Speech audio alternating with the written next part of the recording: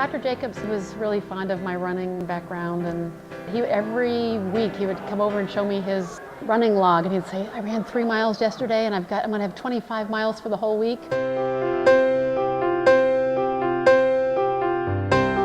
that kind of stuck with me. So when he passed away, I thought, you know, maybe I'll start a race in his memory, but I really had no idea it would take off.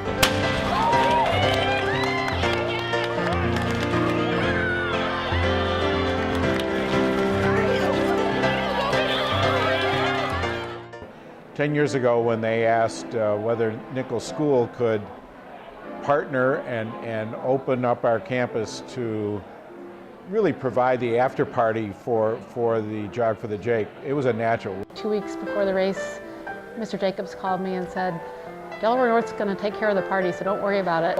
I really did think that meant like hot dogs and hamburgers. I had no idea. When I saw the people driving up with their chef hats, I was like, whoa.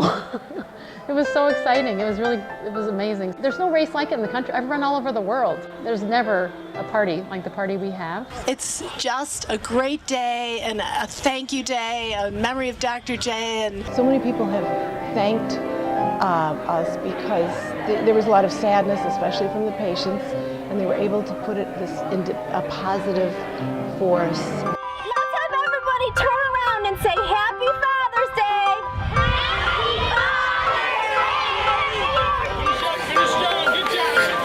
It brings all our families together, and it has for 10 years. And it's been with smiles and great, joy, as he was a joyful person.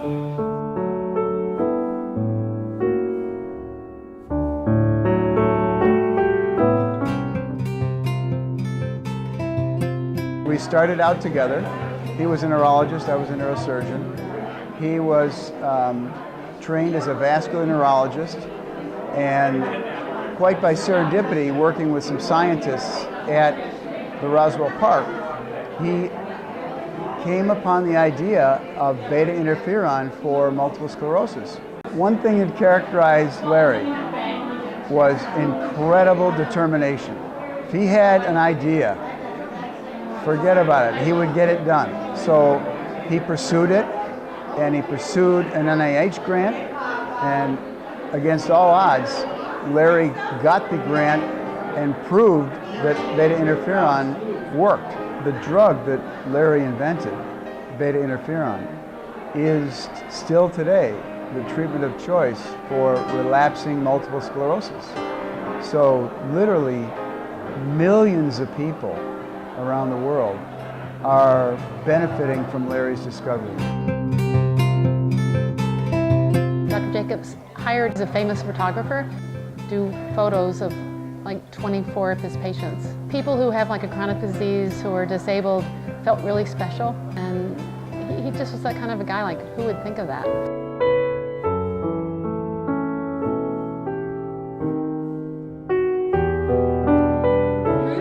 Congratulations. I was diagnosed in late 2001 with MS, and I met a gentleman up at the Jake. He played sled hockey for the Buffalo Sabres, local organization.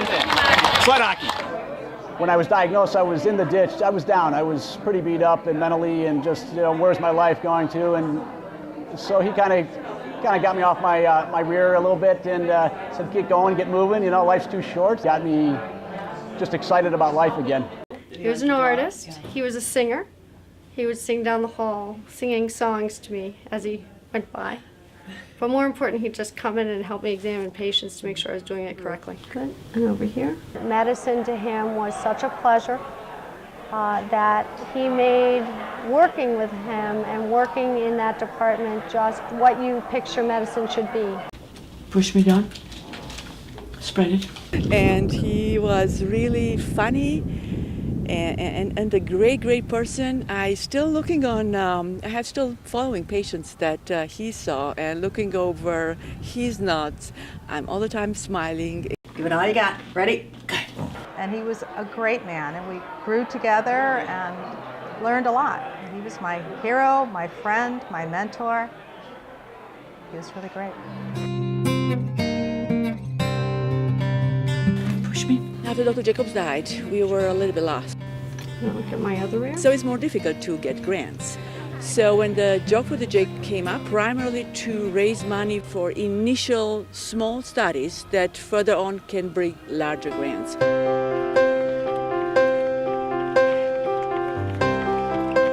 The Jog for the Jake, by the end of the 10 years here, have basically raised about $1 million for the Jacobs Neurological Institute. 100% of that has all gone into research. MS research is important to me because my brother had been recently diagnosed with MS, and I know that the JNI is a leading MS research facility in the country.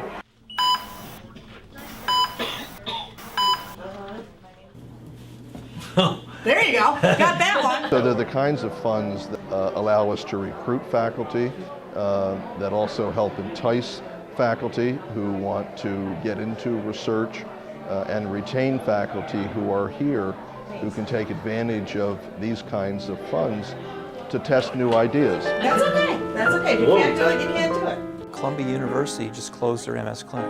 It just was not able to survive on its own. The fact is that most MS clinics cannot make a profit and perform service for the patients. So we rely heavily on philanthropic funds to keep clinics of expertise like this going on. Larry always had a dream to see medicine in Buffalo become world-class in every respect. And they send wires forward and make the eyes oscillate wrong. And I guess what we're trying to do now is to help to fulfill his dream. Oh, good job, good job. Okay. We keeping his legacy, and we hope that he's proud of what we did during all this period of time. His work lives on today in the cutting-edge research we're doing in multiple sclerosis. It lives on today in Bianca Weinstock-Gutman and her leadership of that clinic, and it lives on today in terms of our patients. He's still with me. He's still working through me. I'm still at the MS Center, still taking care of the patients that we took care of 20 years ago. So his spirit lives on, and I'm thankful for that.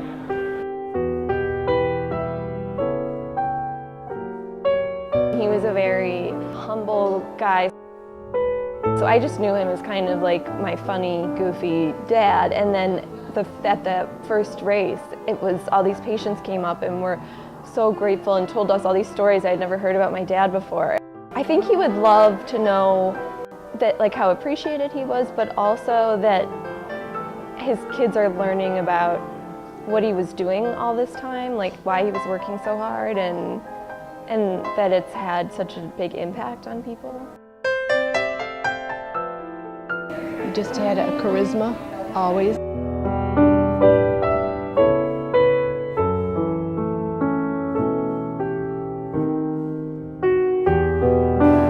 But he was just a normal guy that had a dream, really, and he just kept dreaming that dream.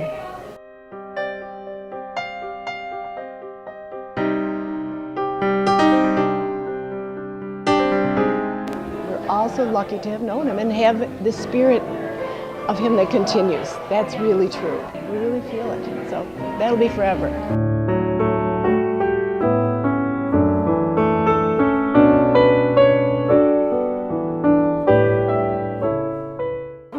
Actually was a patient of Dr. Jacobs for a long time. She was diagnosed with multiple sclerosis when I was about 2. I mean, I know she really viewed Dr. Jacobs as having saved her life. You know, he promised he would make her feel better. He promised he could treat her MS, and he did. From the time of her diagnosis until her death, she had 2 kids, raised us into adulthood, attended our graduations. You know, she was at my wedding, and she met her first grandchild. It was just an amazing period of time that I don't think that we would have had without the kind of care she got at the Jacobs Neurological Institute. And the day I went in there, I was completely blind. And they did everything in their power to try to get me to see again. And it was a success. My grandfather was a patient of Dr. Jacobs early on in the beta interferon test, and He went in with a major stroke, and he was lucky enough to be in within the sweet hour window that was required to be part of the original treatment.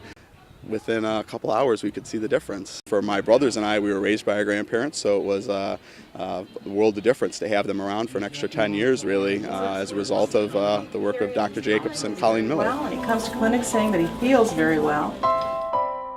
Go jog for the Jake!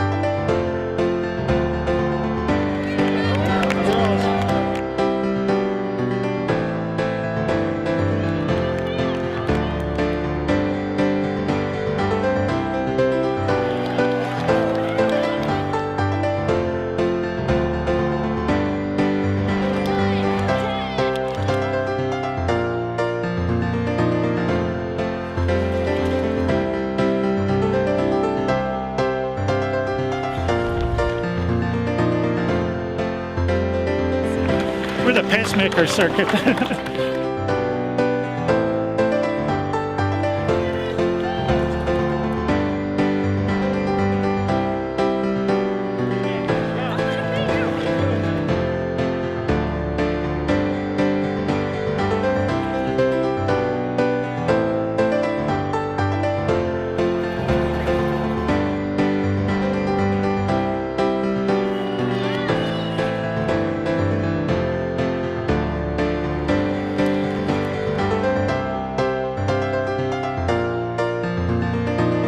And I hope that we'll just continue this energy, and I know we will.